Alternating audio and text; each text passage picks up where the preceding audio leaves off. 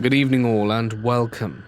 In tonight's video we're going to be heading on the road for a collection of sinister stories. So be sure to buckle up because it's time to get comfortable and let the darkness take control. This happened when I was 18. I was a male dressed in black pants, a white undershirt and a black long-sleeve shirt with black shoes. My passenger was a 20-year-old female dressed in a light-colored shirt with jeans. It was late in the 20th century and life was good. I was driving an original paint job, an interior 1970s Camaro SS, tipped with the scales for driving fun. I was a happy guy. Anne had a request for me to bring my passenger to Las Vegas to meet her family. She was a friend of a friend, so I didn't worry about her, and my car was seeming in good shape for the trip. It was July and very hot in Southern California. The day we took off for Las Vegas, cueing the stereo, we headed out. All was going well in our drive. As the temperature soared from very hot to hot, we made our way along Interstate 15 North. If you've ever driven this road, you know it's extreme, but at that time there was not much along the road. As we progressed to the very long incline where a truck lane to the right exists, the shimmer of mirage came off the road.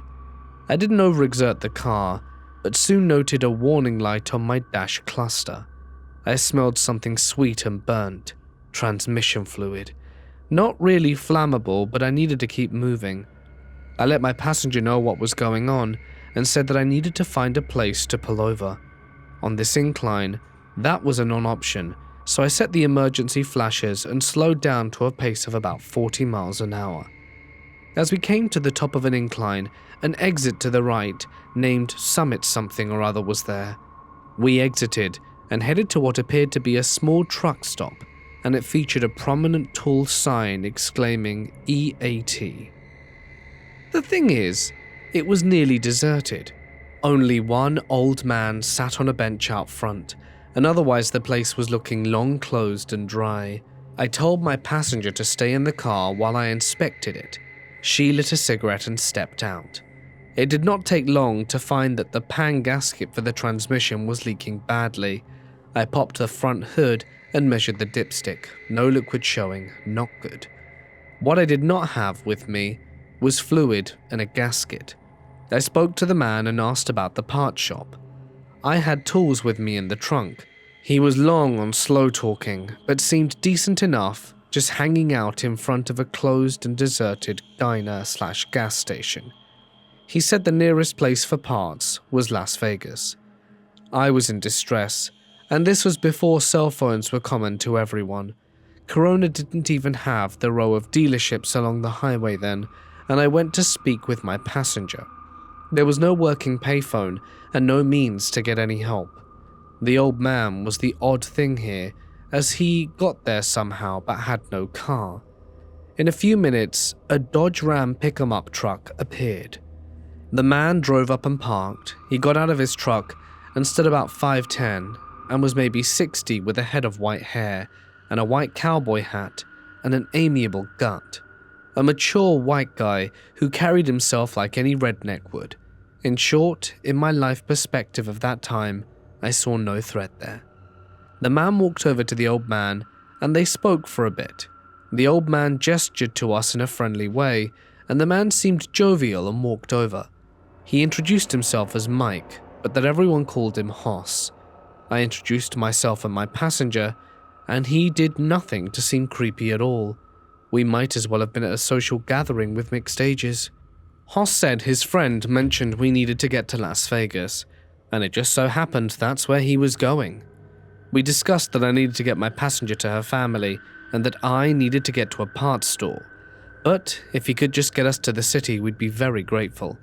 He asked if we had any money, and I told him I had about $40 for gas, and was going to get money there, and had to get more anyway due to parts. I offered to pay him $60 for his troubles.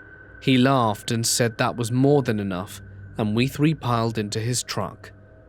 All went well on the drive to Las Vegas, and we all had small talk. When we reached the city, Hoss offered to go ahead and take my passenger to her parents, as they were going to pay me for my trouble, and that would pay parts. a bus to my car, and Hoss's time and trouble. We were all agreeable. We arrived to drop off my passenger, and I stepped in with her for a brief moment to speak with her parents, who gave me $300, which was a lot more than I expected, and that was more than I made in a week. So when I went back to Hoss's truck, he gestured friendly like I'd jump in. He asked how it went, and I told him they paid me a lot more than I expected. He seemed to brush that off and suggested we get a beverage before getting to the parts store. It was a 7-Eleven, and I offered him a soda. He thanked me, and I hopped out and got us each a super big gulp, a monster-sized cup that seemed to hold 2 liters in each cup. Getting in the truck, I passed him his drink and sat in the passenger seat. Hoss said he knew where the parts store was and he would take me there, to which he happily agreed. I thanked him repeatedly for being such great help. He just chortled and made small talk. In a short while, he turned off a main road and started down a dirt road with nothing but a very distant something. I asked why we were on the dirt road. He offhandedly mentioned it was a shortcut. At first, this made some sense, but the road turned slightly away from the distant building, and we were now in the middle of the desert. I was feeling uneasy but stayed firm as he asked me how much I was paid. I was holding my drink and took a sip. More than my paycheck. He slammed the brakes and reached his burly arm fast around my neck and shouted, "Give me your money, or I'ma kill you." Instinct and perception took over, and I tossed the near full-iced big gulp in his face and his front. His grip loosened substantially, and my right hand went for the door handle, and the door opened and I rushed out. I had gotten the element of surprise and won my freedom. Hoss yelled out profanities at me, and I yelled my suggestion of his body being buried here by me. With that, he stepped on the accelerator and tore away from me. I was okay, and he was driving madly away. But here I was in the desert, at least a few miles away from anything, on a summer's day at midday, in clothes better suited to a cool evening. I chose a direction that seemed to be the closest to me and began walking. I have no idea how long it took, but by the time I was nearing my goal, it shone as a new set of homes. I was sweating terribly and just ready to drop. I was mad, I mean really mad about what happened. As I got closer to the nearest home, I saw a man standing there who was dark-haired and lean. He was just watching me walk out of the desert in black. I walked towards him as I got into earshot, and I called out for water, please. The man was holding a shovel, and obviously wary, and as I neared him, he asked who I was and why I was there. I gave a summary, and again asked for water. His garage was open, and he grabbed a cup and ran some water into it from the spigot of the hose. He reached it to me, and I greedily took it and guzzled. As I was in the shade, and the man was talking to me, I told him the whole story and how I ended up there. A sudden thought occurred to me, and I suddenly became concerned for the passenger lady. The homeowner was more at ease with me now, though understandably unwilling to invite me inside. He had an extension for his phone in his garage and allowed me to call the woman's family. I explained what Hoss had done and asked them for a favor of picking me up. They agreed, and I gave the address for where I was. They took my caution to be on the lookout. Sometime later they arrived and picked me up. I thanked the man for his kindness. I was lucky to be close enough to someone. He said not everyone was a bad person. I was taken to a parts store, bought what I needed, and taken to a Greyhound terminal. I thanked them and bought a ticket. A while later the bus arrived and I got aboard. I asked the driver to stop in Barstow. Sitting back, I reflected on what had happened and suddenly realized I was alone, and that psycho knew where my disabled car was in an abandoned place. It was not a safe place to be, but I had to get there. Barstow was close enough to where I was going, but not close enough to walk. I later found out I would have to get off at that exit, since it was a real exit off the highway. Live and learn. So I walked to a diner that was popular with big truckers and sat down, ordered a soda and a sandwich, and a man who was seating next to me asked what my story was, as I looked out of place the way I was dressed. I explained what happened and the man introduced himself. He was a war vet with non-working legs. He had special crutches by him and said he could take me to where my car was as it was on his way. He was driving a fifth-wheel truck hauling cars. I must have looked him oddly as he laughed and said, "Don't worry, I ain't going anywhere as fast with these legs." I laughed kindly with him and agreed. He added that he would help watch over as I fixed the car, just in case this hoss guy came back. In a short while we headed out, and true to his honor, he waited as I replaced my gasket, torqued the bolts, and added fluid. I then tested it with it running. Not the cleanest way to do it, but it was done. The old man at the store was gone. The sun was waning in the sky and my car was fixed. I thanked him again, and he told me as a soldier he kept his word, and to this day he remains the same. I felt he was honest and had a slight restoration of my faith in humanity. We both headed out at the same time, and I made my way home. This story takes place in northeast Oklahoma around 2009. I was 14 years old at the time, and back then my aunt and I did everything together. She was my best friend, my rock, my everything really. Our favorite thing to do in our boring rural town was just go driving around.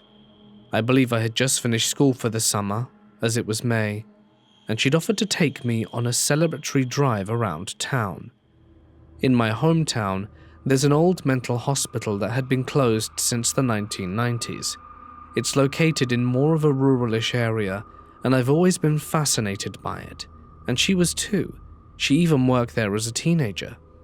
There's a prison located extremely close to it with guards in white trucks frequently driving the roads and preventing people from trying to sneak into the abandoned mental hospital. We both decided on driving around this abandoned mental hospital. It's just too cool and creepy. There's a cemetery where they mass buried many of the patients just beyond the hospital and the doctors' houses. Past the cemetery, everything gets rural. You're far from town by this point, and there's only a single lane, lone, winding road. We're driving, having fun, just talking about anything and everything. It's late afternoon by this point, probably 4:30. It's just like any old drive we had been on so many times. That's when I looked in the rearview mirror and saw a 90s white Jeep Cherokee behind us. It had seemingly come out of nowhere. We both shrugged it off and thought it might be a prison guard or something. It became unnerving the longer we drove. He never turned onto a side road, he just kept following us. I remember my aunt playing it calm, but I knew she was not fully freaking out. She kept asking, "Is he still following us?"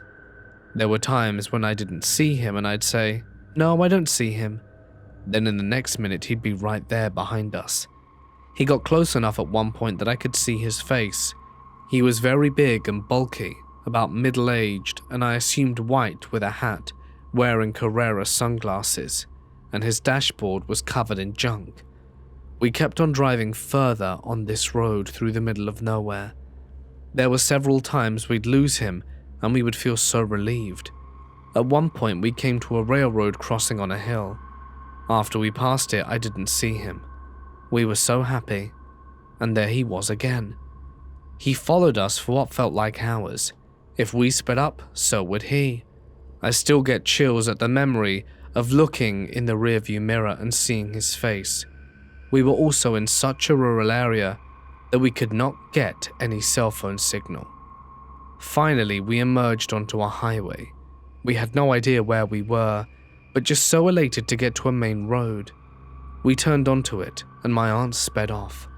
I remember we got back to my mum's house and were full of fear and adrenaline. We frantically said we were out driving and this guy just started following us, and my aunt finally confessed how scared she was. We never told the police or anything, and my mum thought we were making a big deal out of nothing. But it was terrifying to be out in the middle of nowhere with no cell phone service and a strange car following you for an extended period of time. I remember we spoke afterwards about it, Like, what if she'd run out of gas or her car broke down? What the hell would we have done? I'm glad we never had to find out. When I was 17, I was driving in one of those small towns without the community feel. It was a toxic place rampant with drug addiction and crime. I learned from a young age to watch my back and where to not go past dark or ever. This town held a lot of trauma for me. Some trauma even scarier than the incident I'm about to share. I left this town a few short months after this happened, and I would never think of going back after this point.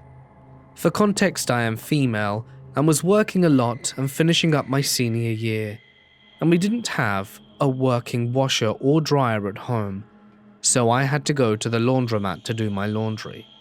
I lived on the outside of town. It took a whole 5 minutes to get into town, but we were so secluded and there were no street lights, and I lived on a street between two mountains. We were down the street from this abandoned dairy farm. We had acres to ourselves and we were really secluded. It was so dark out there, and there was only my street and the cross street to get to my street. So, you knew when a car was on the road. One afternoon, I found some time to take my laundry to the laundromat and took my mum and brother's laundry with me, so my mum wouldn't have to do it during her work week. This meant I had 3 times the laundry to do, and it would take longer at the laundromat, but there was a good Hastings next door, so I didn't worry too much as long as I was able to leave before dark, as it wasn't a very good idea to be out at that time. By the time I left, the sun was almost down, so it all worked out, and by the time I was on the cross street to get to my street, it was completely dark, and I was all alone out there. I thought I turned onto my street, and within seconds there was someone behind me, as close as they could be to my vehicle without hitting me, and they had their brights on. This confused me, as I had seen no other cars on the street before I turned onto my own. It was like their lights were off until they were directly behind me. This gave me a pit in my stomach, so I sped up, but they kept up behind me. This was a windy, dark road, and my headlights were poor, so I was really starting to get anxious. I made a judgment call and drove right past my driveway. I didn't feel right possibly alerting some creep to where I live with my mum and baby brother, especially since the cell reception was so poor out there. The person behind me was still as close as they could get to my bumper, and I kept speeding up. I knew that up ahead there was a fork in the road. Going straight would lead me to the downtown area, and it's the way people go when they're heading that way. To go to the left, you entered a residential area with only a few homes, and a road that only really allowed 1 car at a time. At the last second, I turned onto this street without turning my blinker on, in hopes that the car behind me would keep going straight. They turned with me. By this point, I was very scared, but still hopeful that maybe the car behind me lived in the area. We were going close to 50 miles an hour now, and just kept speeding up, as the car behind me really wasn't backing off, but staying as close as they could.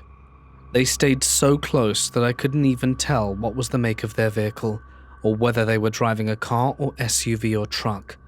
I definitely couldn't tell who was in it. I couldn't understand why they weren't backing off, and I was afraid that if I slowed down, they'd rear-end me.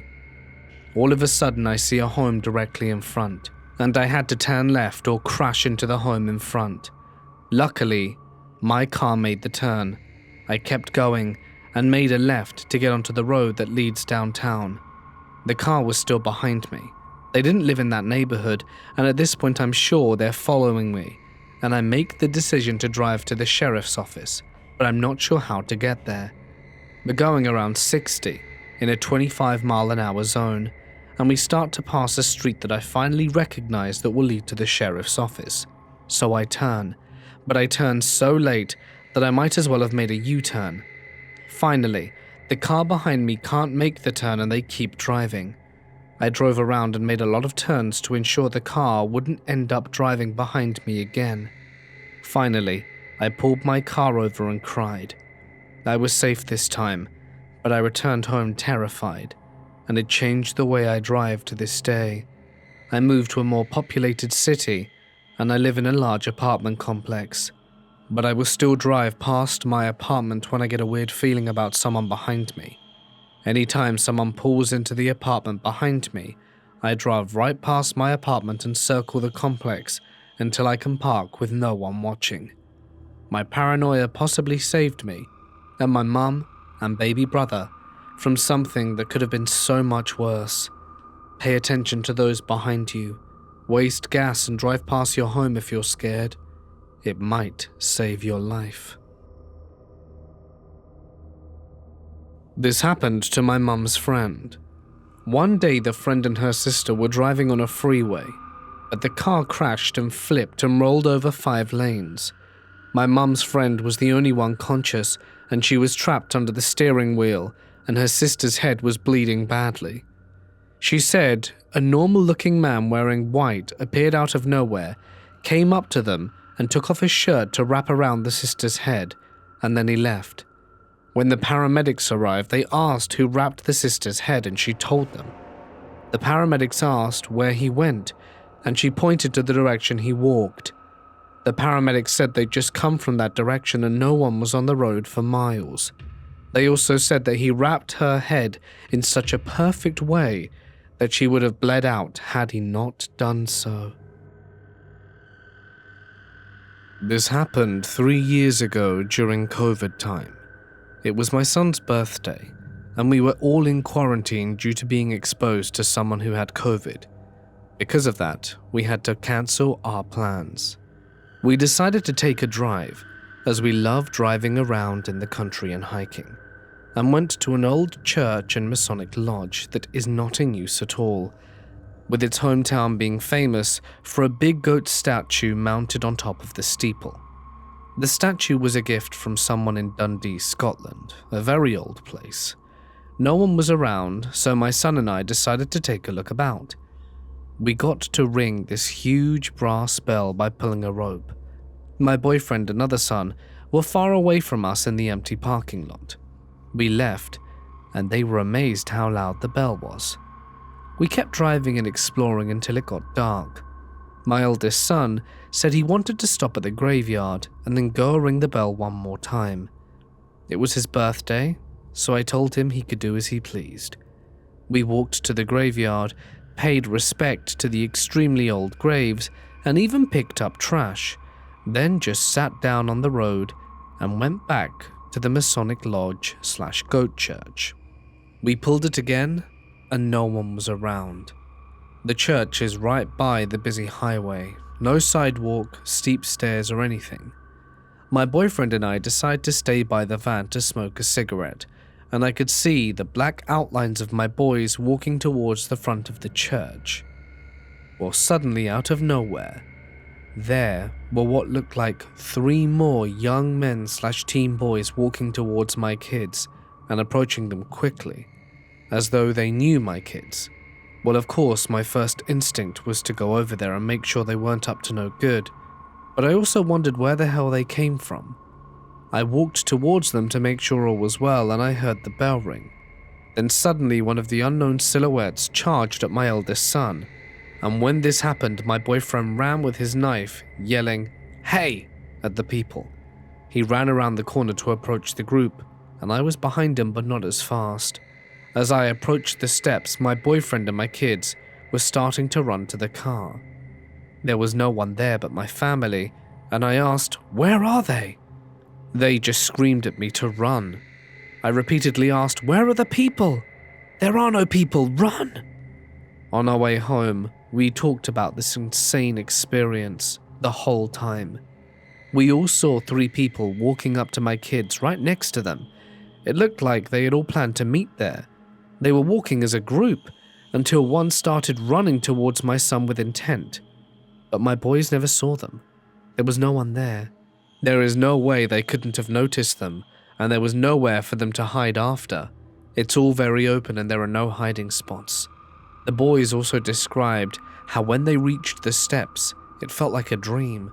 They got nervous and they quickly rang the bell before my boyfriend got to them. The big brass bell is very loud and can be heard far and wide. Both boys rang it. I only heard it once, and I saw 3 people vanish. My boyfriend and youngest son felt nervous and negative and scared the whole way home. My eldest son, the birthday boy, and I were excited and felt no malignancy whatsoever. My eldest and I always have loved things paranormal, but tonight removed that little piece of doubt in the back of my mind, as I never thought something like that would happen to me. We prayed for protection on the way home. You never know, guys. Anything can happen. I stopped at a co-worker's house one night after a late shift to drop off something she had forgotten. I didn't know exactly where I was, but I was familiar with the town and knew the highway I had to take home was very close, so I turned on the GPS to get me back to the highway. Sometime after 3 a.m, the GPS bugged out and started leading me in circles before finally spitting me out on some back-wooded road in the middle of nowhere. I drove around a bit until I saw a man just walking in circles next to the road. I'm a young woman with a small stature and have seen enough movies to urge me to keep driving, but I kept watching him in my rear view. When I looked back to the road, I had to slam on the brakes because in front of me was an albino deer just standing there. It looked up, then walked away, and I kept driving.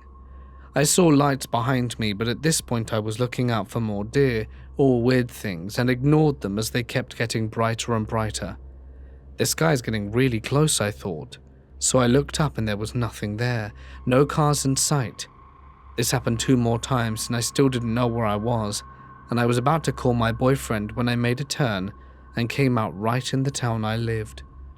When I got home, my boyfriend told me he heard the sound of our front door opening and someone coming inside twice while I was gone, but he checked the house and didn't find anyone. It was an odd night, and I don't think either of us have slept well. I've been to this girl's house twice after this incident, and both times my GPS has taken me right to the highway like normal. I wish I knew what it was about. This happened in the summer, around 2016. My twin sister and I grew up in a small, sleepy village in northeast Nebraska called Bow Valley. The population is less than 200 people, and there was only one store open at any given time. We moved back home after college for a little while until we could figure out a plan for our futures. One night at around 2 or 3 in the morning, we were both still awake and having a high amount of anxiety. This was nothing new, as we've had anxiety since we were young. We decided to go for a walk to try to relieve that constant ache in our chests. Because Bow Valley was so small, everyone knew everyone, and it was a relatively safe place. We had gone for walks at this time before without any incident. We would walk along the main road, which is about a half mile, and connect to the highway. The route is only partially lit by street lights on each end, the lights of the town, and one singular light at the end of the road, by the highway. My sister and I talked while we walked. We would speak about whatever was in our minds, usually what was bothering us at that moment, and that's what we did. Because of the conversation, the first half of the walk went by really fast. We left the streetlights of the village behind as we walked that half mile to the highway. We were feeling so good at that point from the exercise that we contemplated going even further onto a minimum maintenance road that was on the opposite side of the highway. "You want to keep going?" I asked my sister. "Sure," she replied. We began walking across towards the road.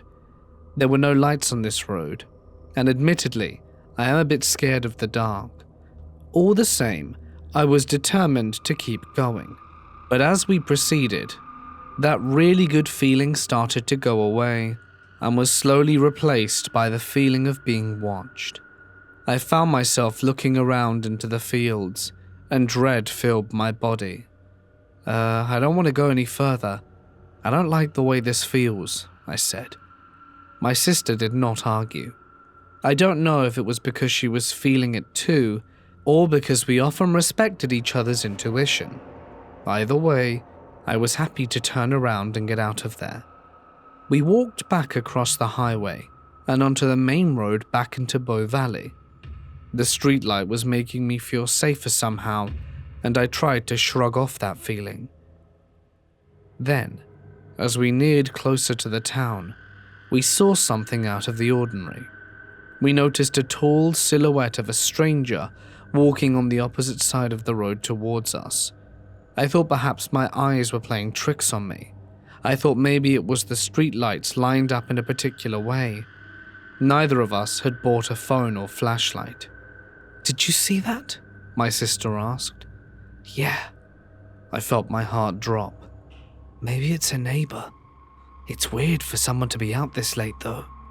It's weird for us to be out this late," she replied. Well, she had me there. Trying to identify the approaching figure, we concentrated our gaze. The longer we observed, the more things seemed off. The figure was walking away from town, so the streetlights behind it framed its silhouette and movement. The first thing we noticed is that the figure was wearing a coat, which was odd because it was the middle of summer. That's when we began to realize the body language was unorthodox. The motion of the stranger mimicked walking, but not like how you or I do it. It was almost comparable to the movement of arms and legs of a marionette doll. Even more unnerving, the spindly, tall figure was walking swiftly and with purpose. My sister and I both felt uneasy. I had a lighter in my pocket that I placed in my fist, preparing myself in case I needed to punch whatever this thing was. My sister had a pocket knife that she got out and was ready. As we were contemplating our next move, I noticed a car driving on the highway. I sensed it was going to turn our way. "Let's wait and see if that car comes this way," I said. "The light will illuminate whoever that is." Meanwhile, we have slowed to a stop, but the thing was still moving closer and closer. It would only be a short matter of time before it reached us, and luckily for us it did. The car did end up turning onto our road, and so we stayed back and watched what happened. The car neared us, and the lights finally hit the figure. At that moment, our blood ran cold as we both watched this thing fly into the nearby darkness of the field the second the headlights were near. It flew so fast, it was like a tissue tied to a string being yanked in the opposite direction. I remember the silhouette tails of the coat flapping behind it. I remember that the light did not illuminate any part of it, and it remained a dark mass. We looked at each other absolutely horrified and booked it back to the streetlights of the village and back to the house. I couldn't help but feel that we would have been in danger had it not been for that car. That was the only car we saw that night, and I wondered if the car was the doing of our ancestors, or maybe just a coincidence, or perhaps we were being protected. Either way, this experience has opened our minds, and we have not walked that stretch of road at night again. This was when I was 18. I'm 27 now, so it was quite a while ago, when I was still in college. One day, a group of friends and I decided we were going to check out a road in Metamora, Michigan, that was supposedly haunted. I have always been fascinated by the paranormal and was obviously super down to go. My friend Emily, on the other hand, was not so keen. While she enjoyed some things that were spooky, she wasn't particularly excited about the idea, since the road does have a bit of a dark history behind it. For a bit of context, in the small town of Metamora, Michigan, lies a 2-mile dirt path aptly named Blood Road. The legend of how the road got its ever so appropriate nickname is because of the legend that a man had taken the life of his wife and dumped her body in the swamps along the path. It is said that the dirt of the road and waters of the swamp are known to turn red because of the murder. Another legend states that back in the 1600s, there were cultists who practiced Satanism and witchcraft, and they fled into the swampy area due to the abundance of witch hunts and trials that went on during that time. It is said that they were able to practice their rituals and sacrifices here, and spilled blood that stains the dirt road to this day. For a more scientific approach on why the dirt is colored that way, it's because of the red clay mixed in with the dirt. In more recent times, there have been sightings of people performing questionable seances and rituals in the swamps, and even alleged meetings of KKK members. But back to the story. My other friends, Claire and Harriet, were just as interested in going to see Blood Road as I. With a little bit of peer pressure and a promise not to leave the vehicle, Emily finally gave in and decided why not. Of course, if you're going to go to an alleged haunted road, you have to go at night, and that is exactly what we did. We all met up at Claire's house and decided to carpool to Emily's house since she lived on a dirt road anyway and was used to driving down them. Making the 20 to 30 minute trek to Blood Road was pleasant. Harriet and I joked about each seeing something and maybe even catching it on our cell phones, while Claire was talking to Emily about other things, but she was still visibly uneasy. The entire car went quiet as soon as we reached our destination, and the sun had gone down significantly. No more jokes were to be had, nor idle chatter, as I pulled into the 2-mile stretch of muddy road. In the daytime, it isn't as intimidating, since the greenery of the plants and trees lessened the creepiness. However, we were nearing almost total darkness, with only the car's headlights as the source of light.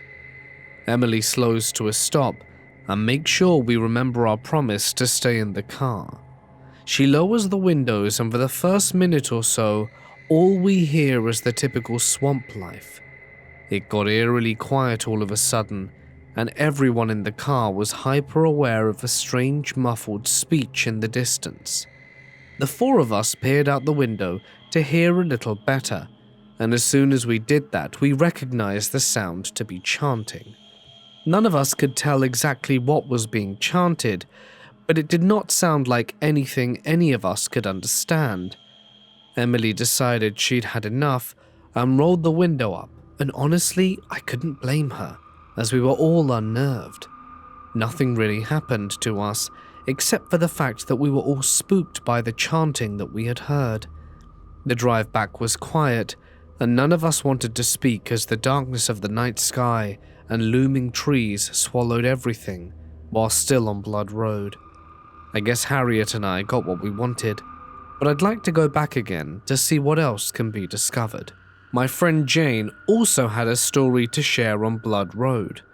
Back when Jane was in high school, she and her 2 older sisters and a friend of hers heard about an abandoned house on Blood Road and wished to go explore it. Like myself, Jane is also heavily interested in the paranormal. However, she is a little sensitive to sensing spirits and the like. On a mild winter's night, Jane and her sisters and friend drove down Blood Road and parked on the side near the tree line of the woods. There was nothing spectacular or disturbing about the abandoned houses that they had heard about. It was just old and spooky. They trekked about 10 minutes into the forest before reaching their decrepit destination. The closer they got to the house, the more uneasy Jane became.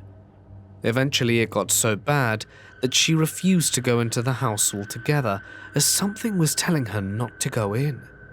Jane's sisters and friend still wanted to explore the area, but agreed to take her back to the car as she was clearly disturbed.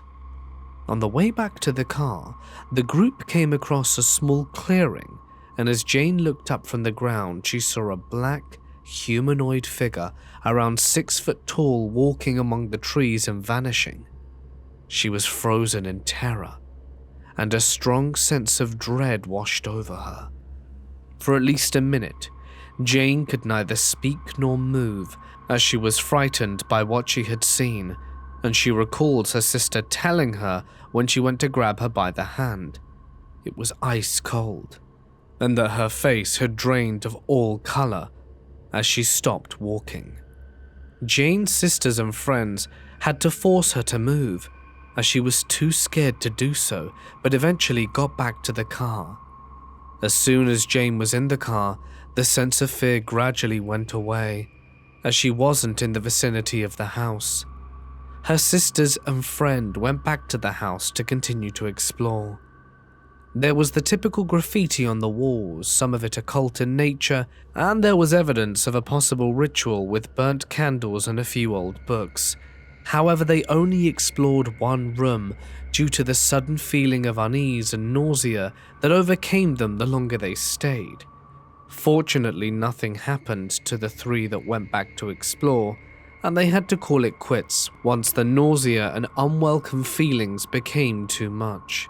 It's been years since this has happened, and nothing ever came of it. But like myself, Jane is willing to go back and see what else can be found on Blood Road. 4 years ago, after just getting my degree, I decided it was time to leave my hometown and pursue my career. So I moved to a big city that was 9 hours away from my parents and most of my family. I had no friends there for months, and my starting salary was low because I came into this company as a trainee. I was very demotivated and missed my family a lot. At one point, I decided to go visit the relatives who lived by the coast, which was a 5-hour drive away by car. I didn't have a car, and the buses were expensive. But my cousin told me about this Facebook group for rides between my city and another that was close to their town. I went there and found myself a ride with some university students who were just a few years younger than I was. And the day for the trip came. I met them, and in total it was 5 of us in a wide sedan. A lady who was studying medicine, the owner of the car, her boyfriend, the driver, a sophomore girl who was friends with them, and a random young guy who found their ad on Facebook called Mark. It was a Friday, and people from this whole region were infamous for drinking extremely often. So, inspired by the warning my cousin gave me, I awkwardly asked them, "Sorry to ask, but none of you have drunk recently or plan to on our trip, right?" The driver assured me that he was fully sober, and that he wouldn't have any, even if the passengers did. After hearing that, his girlfriend and the other girl assured that they wouldn't be drinking because their parents were very strict and would not let them misbehave. Mark giggled when hearing that and whispered to me, "Women in their town are infamous for drinking a lot more and denying it." The trip went on, and we went around dozens of mountains. We had a few conversations about university and work, but most of the trip was listening to a popular singer from the 90s.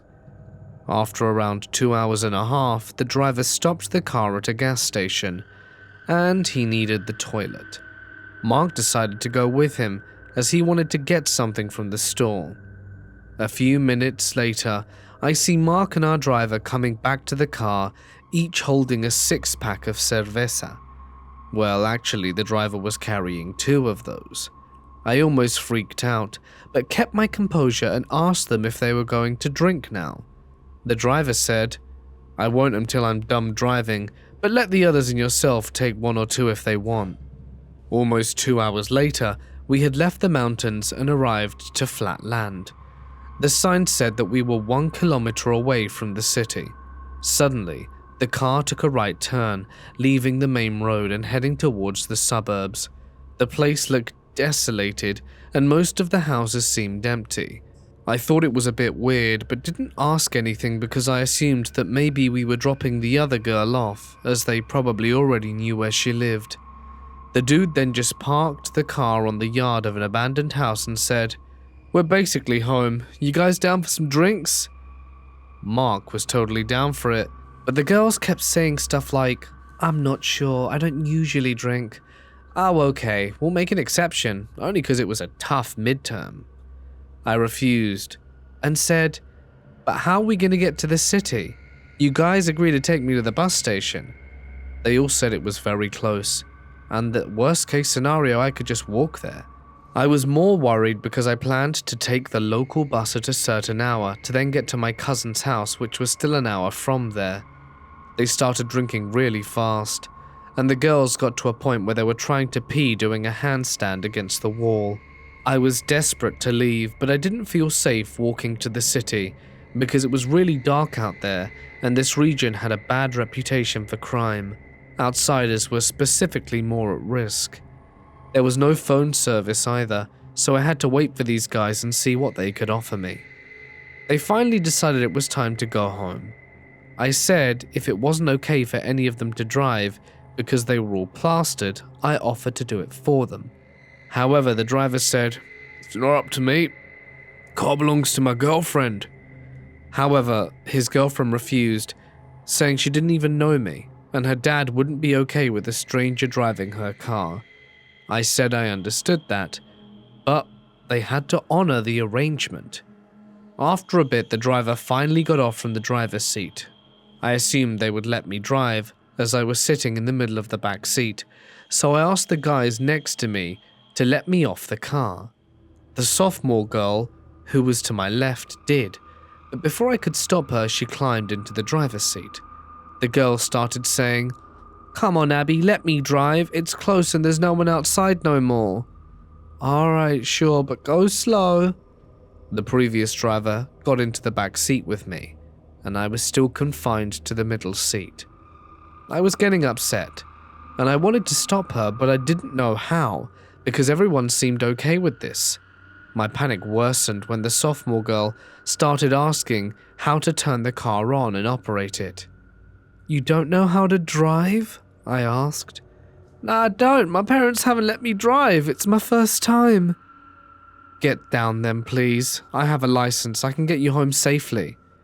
Then the car's owner told me I couldn't decide over her car and said that it would be okay, that there was almost no one out driving at this hour, and that they could help her friend learn to drive. I asked them to let me get out the car, but they wouldn't let me. They swore it was a very short drive and that we would go slowly and all be okay. The girl really had no idea how to drive. Unfortunately, this was an automatic transition. Had it been a manual one, she probably wouldn't been able to even move it. And the car moved, but in the ways you would expect it to move for a driver who had never stepped on pedals of an actual car. She would hit the brake and steer the wheel too hard, drove into the middle of the road and kept freaking out while the others yelled instructions to her, while I pleaded with them to let me out of this moving death trap. Fortunately, the streets were empty, but I couldn't help fear that if a car came, we would surely crash into it, as there was no way she would be able to manage moving the car out of the way in time.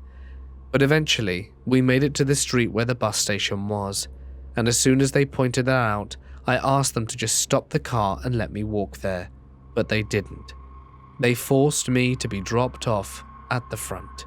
If I were in this situation again, I don't even know how I would get out of it. And I have never taken another ride in that way since. Be careful who's driving you. I was returning from a visit with family. I took a Greyhound bus from the airport to Humboldt County. I typically would have flown in to San Francisco, but for some reason I must have flown into Sacramento or LAX, and I don't remember why, being that it was many years ago. I just remember being on that bus for many hours. It was fairly full, and there was a man on the bus who was very friendly, and we chatted most of the way. He was a contractor, and was going to be staying in Chico for several weeks on a job. The further north we got, the emptier the bus became. I remember noticing that the bus driver was driving rather erratically for much of the trip north. He was also taking a lot of back roads, which is weird, as he was driving inordinarily fast. I was noticing that with each stop there were fewer and fewer people on the bus, until the only two people remaining were myself and the contractor that I had been chatting to. I became very uncomfortable, and I knew that once we got past the Chico stop, there weren't going to be many stops and we were going to be into the Redwoods, and I knew that I was going to be the only person that was probably going to be on that bus, because the contractor was getting off in Chico, and I was fairly certain that at that hour of the night we were traveling there would likely be very few people who wanted to go to Humboldt County. I felt very uneasy about this bus driver, and I remember just putting my head in my hands and praying and asking for God to protect me and give me a sign whether I should get off the bus in Chico where the man was getting off and simply get a hotel there and hop on another bus in the morning first thing. And I was really nervous about telling the man that I felt uncomfortable, as I didn't know him, and I didn't want to be a burden to him. After a little while, the man turned to me and asked if I felt uncomfortable.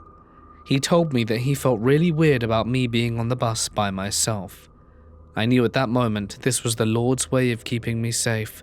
The man offered to pay for my hotel room, and I accepted his offer. He did pay for my room, and was just the nicest man ever. He didn't try to come to my room or anything like that. He even paid for the brunch they had at the hotel in the morning. It was very nice.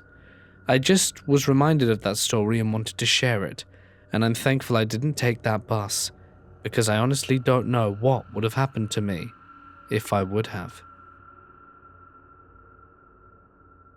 I usually sit in the front of the bus, perhaps because I'm close to the entrance, or perhaps because I feel more secure near the driver. I just hang down my head listening to my headphones, but only ever with one, because I like to hear what's happening around me. This was the first time I saw him.